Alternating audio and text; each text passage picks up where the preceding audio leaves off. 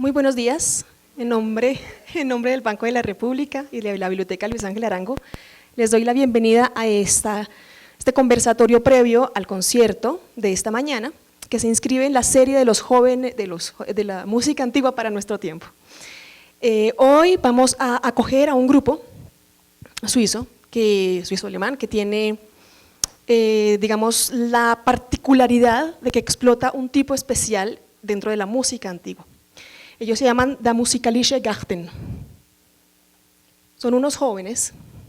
Este es el formato: clavecín, violonchelo y 2 violines. Como ustedes se dan cuenta, ellos tienen arcos barrocos, no los alcanza a ver desde acá, pero los van a poder ver mejor en escena. Y la idea de los conversatorios de esta mañana no es volver a repetir lo que está escrito en las notas al programa, porque para eso fueron hechas, sino tratar de profundizar un poco en algunos temas que muchas veces el público después nos dice, bueno, mucha explicación, pero hay algunas cosas que no se precisan, sobre todo en un repertorio como el de la música antigua, que tiene tantas especificidades. Por eso empecé mi explicación con un pequeño glosario. Ustedes van a escuchar mucho dentro de las notas al programa la palabra bajo continuo. Suite también la van a escuchar, solista es más fácil, tutti, y después les voy a hablar de 2 formas de las que hablamos los músicos mucho, que es forma y textura. Empecemos con bajo continuo. Los amantes de la música barroca seguramente han escuchado la palabra bajo continuo. Para explicar la palabra bajo continuo me voy a remontar un poco en el tiempo hacia el Renacimiento. En el Renacimiento, la música que se escucha más, es decir, la música protagonista, es la música polifónica. Es decir, diferentes voces que toman roles como en una escena, o entra uno, luego entra el otro, luego habla otro, en fin, todos están turnando. Hay momentos en los que todos están juntos, homofonía, y hay momentos en los que están buscándose. El bajo continuo nace con el barroco. El barroco es el periodo que está comprendido entre 1600 y 1750. En el barroco el bajo ya no está persiguiendo alguna voz, sino que es la base de toda la música. Siempre está ahí dándole estructura a todo lo que viene. Las voces de encima, por supuesto, pueden seguir en fuga, pueden seguir persiguiéndose, bordando un poquito por aquí y por allá, pero el bajo es fundamental. En esta música se llama el barroco la época del bajo continuo, y continuistas se les dice a los instrumentistas que se ocupan de la base. Entonces, pueden ser de 2 tipos. Melódicos, es decir, los que tocan una sola nota a la vez, viola da gamba, violone, violonchelo, fagot, también están los instrumentos de viento, y los armónicos, los que pueden tocar varias notas al mismo tiempo, el clavecín, el laúd, la teorba, la guitarra barroca, el arpa, que son instrumentos que rellenan, se llama por eso el ripieno, el relleno de la base, y pueden haber muchísimos instrumentistas en ese grupo. Es más, entre más haya, mejor. Por eso, si ustedes están escuchando una ópera barroca, no les extrañe que en la parte del bajo continuo hayan 4, 5, 6 personas, maravilloso, mejor todavía. Algunos se doblan los unos a los otros, porque dentro del barroco esa es la parte más importante, es la fundadora, es la base sobre la que se construye todo lo demás. Después, cuando entre el clasicismo y el romanticismo, se va a ir abandonando un poco el bajo continuo.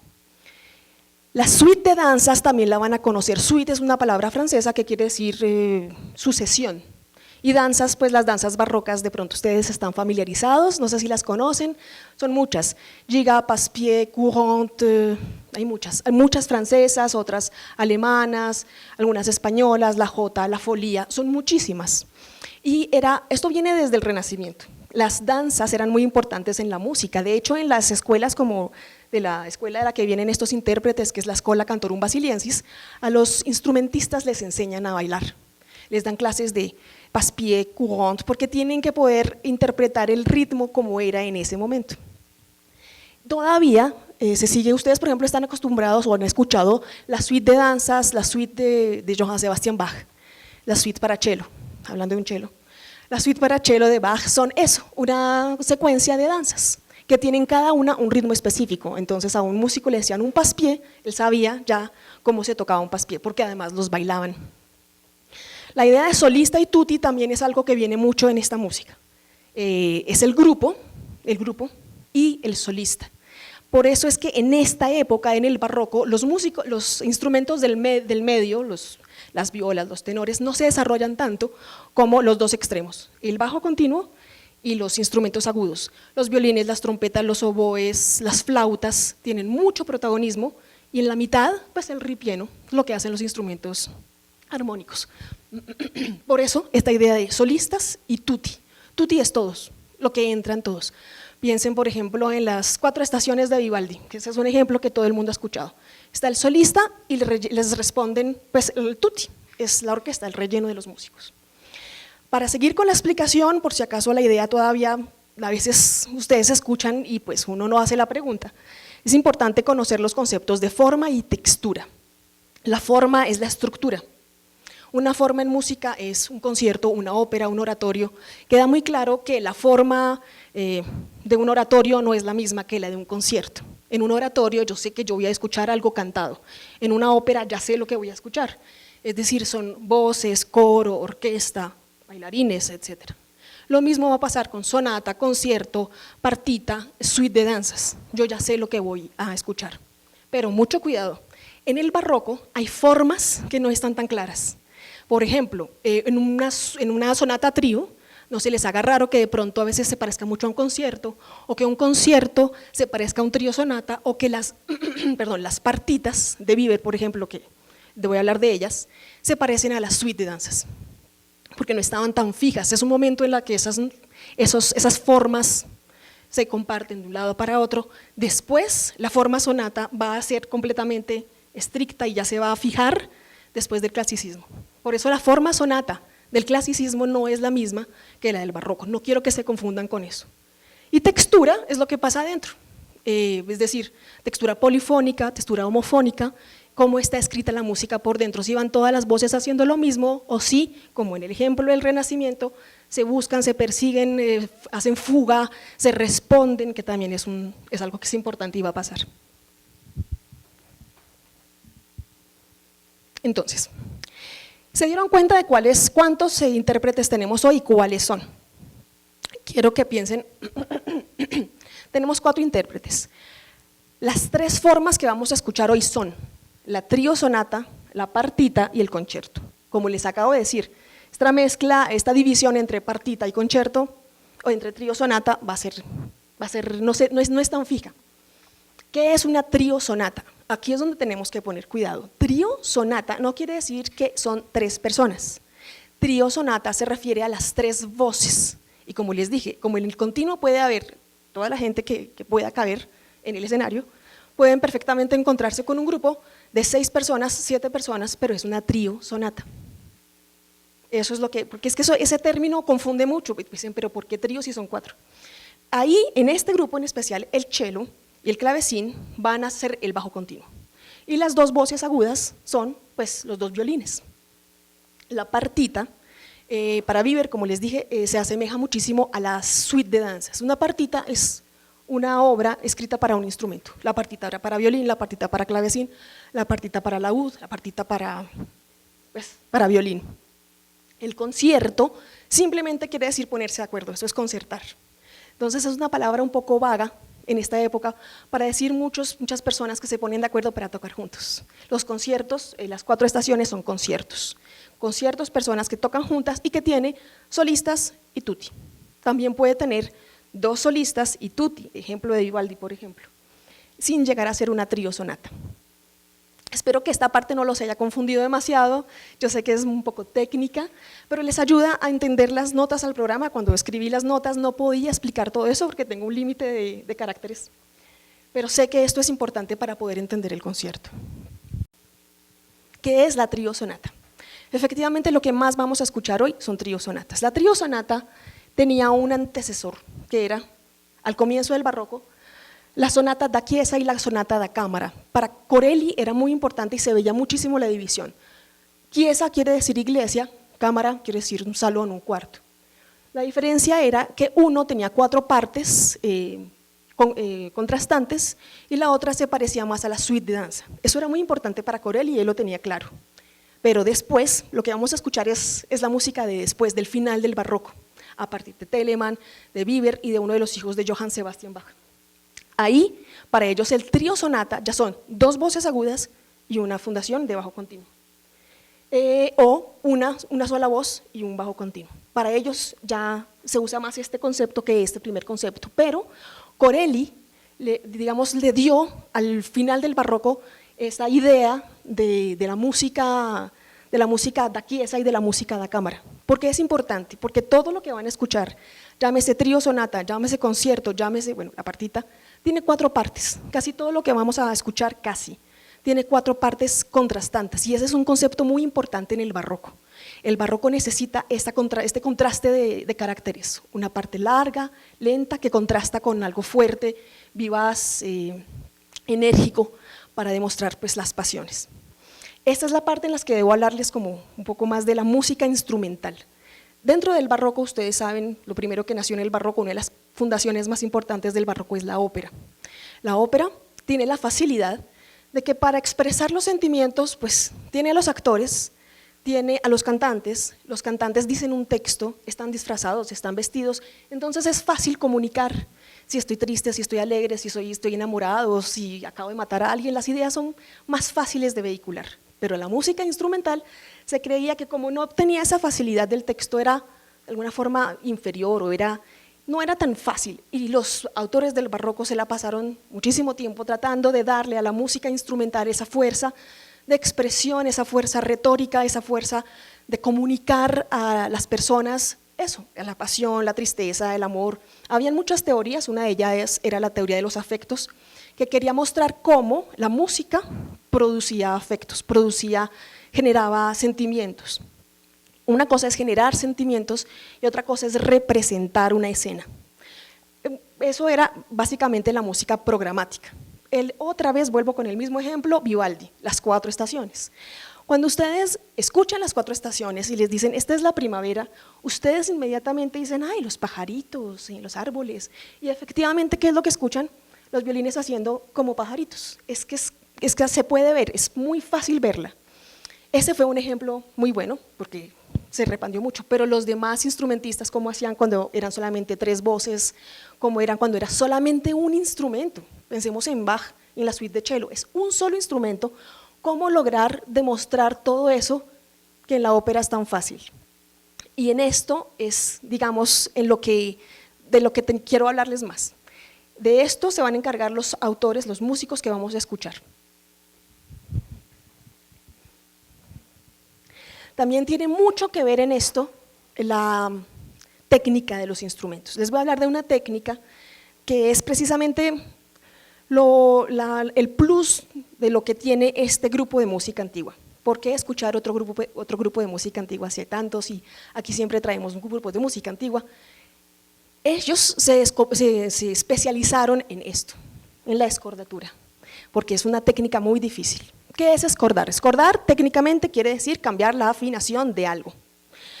Ejemplo, el violín está afinado por quintas como todos los instrumentos de cuerda, sol, re, la y mi. Pero ellos dicen, pues no, voy a cambiarles la afinación a las 2 primeras cuerdas, por ejemplo. Entonces en lugar de ser sol y re, se van a llamar la y mi, les estoy subiendo un tono. Eso cambia por completo lo que va a hacer el intérprete. Quiero que se pongan en la cabeza de un intérprete. Los músicos tenemos algo que se llama la memoria muscular. Entonces yo, a medida que voy aprendiendo a tocar un instrumento, yo no estoy pensando todos los días, si esta cuerda se llama re, mi primer dedo se llama mi. Yo no estoy todos los días, yo ni siquiera lo miro. Cuando yo toco, yo no estoy haciendo esto todo el tiempo. Yo veo la partitura y yo sé que este es el gesto que me está pidiendo la partitura. Pero si me cambian el nombre de la cuerda, me electrocutan. Ese no es un mi, sino es un fa sostenido. Entonces mi memoria muscular entra en shock completo. Eso fue lo que hizo que esta técnica pareciera tan difícil y la gente la evitara. Músicos como Bieber encontraron buenas tardes.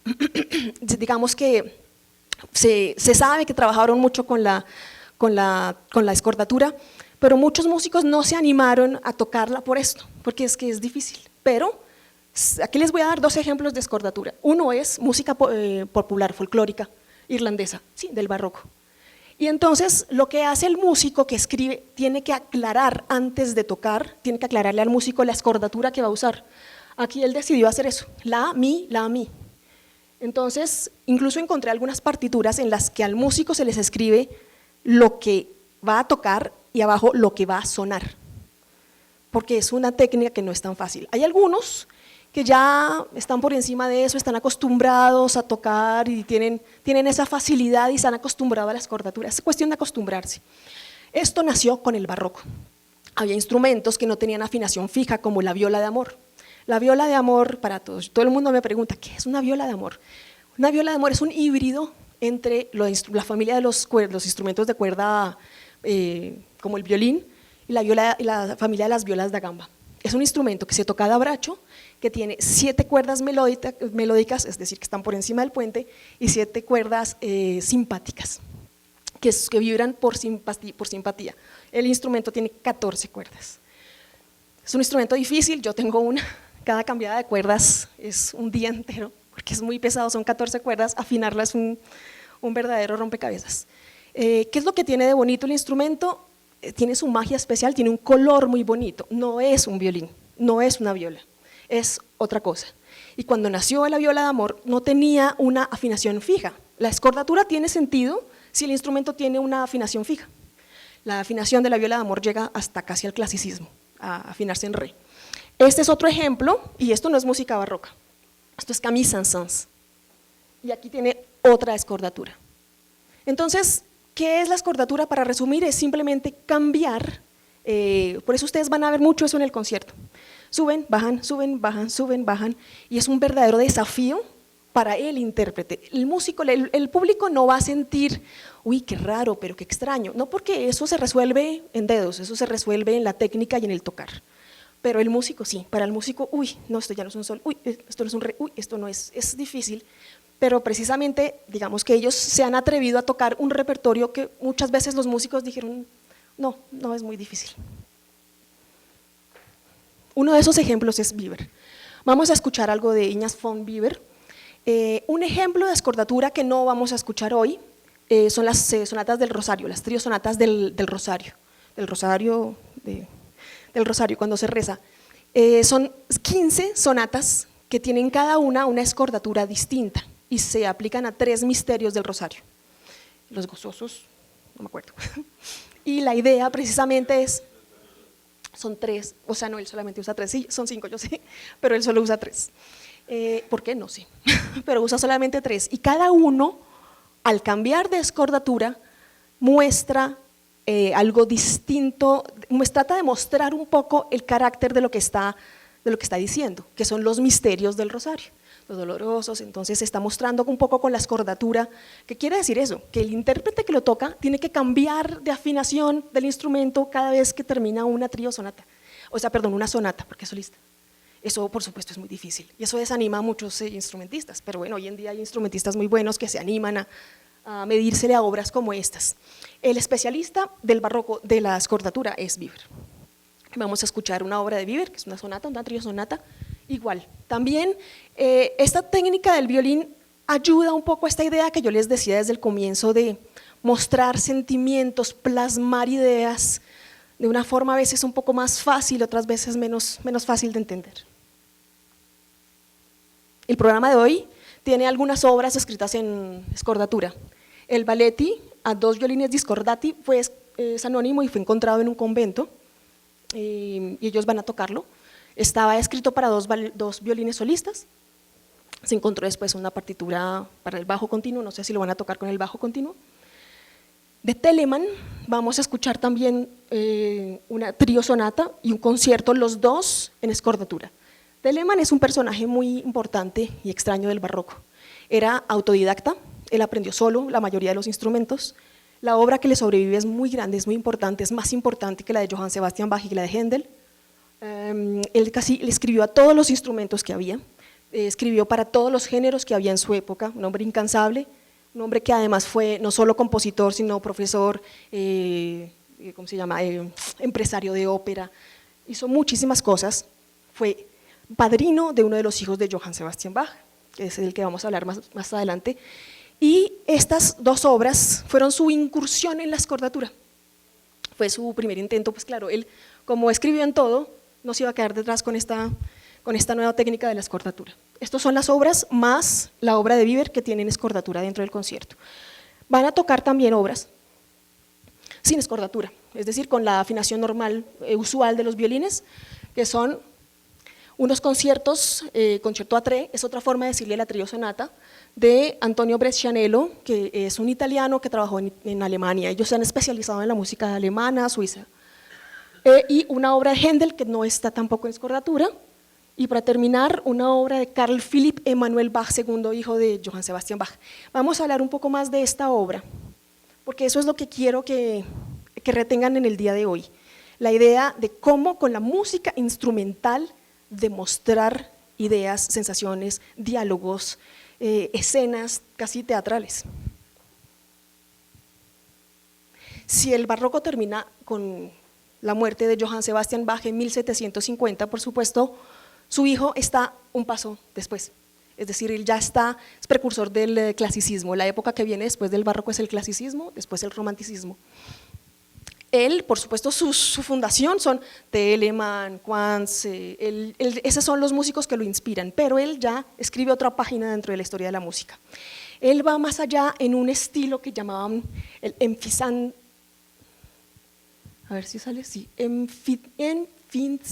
Stil. Empfindung quiere decir sensación. Y aquí fue donde escogí esta citación de Quantz. Quantz fue un músico de la generación anterior, flautista, que escribió un importante tratado, no solamente sobre flauta, que es lo que esperaríamos de él, flautista traversa, escribió un tratado donde hablaba de todos los violines. Yo cuando hago investigaciones de música antigua me voy muchísimo a mirar a Quantz para saber qué decía él sobre cómo debía interpretarse, no solo la flauta, sino los violines. Él habló de todo el mundo, a todo el mundo le dio consejos en ese libro, a los del bajo continuo, a las flautas, a los violines, a los directores, a los profesores, a los alumnos, a todo el mundo. Y él decía que ojalá cuando se tengan dos voces agudas, traten de imitarse. Si uno hace un adorno, el otro por favor le responda, y tenía esta idea, porque él trabajó también con Johann Christian Bach, de que lo que no sale del corazón no puede llegar al corazón. Estamos hablando de los sentimientos, de la expresión, de la expresividad, de cómo tocar al público con una música que no se ve. Lo que escucharemos es un trío sonata donde los dos violines van a encarnar a dos humores, que son el sanguíneo y el melancólico. No sé si ustedes conocen esa teoría de los humores. La medicina, antes de llegar a la medicina moderna, desde Galeno, desde Hipócrates, tenía esta idea de los 4 humores. Voy a mostrarles es más fácil explicarlo con una imagen. ¿Qué son los 4 humores? Los humores eran el sanguíneo, colérico, melancólico y flemático.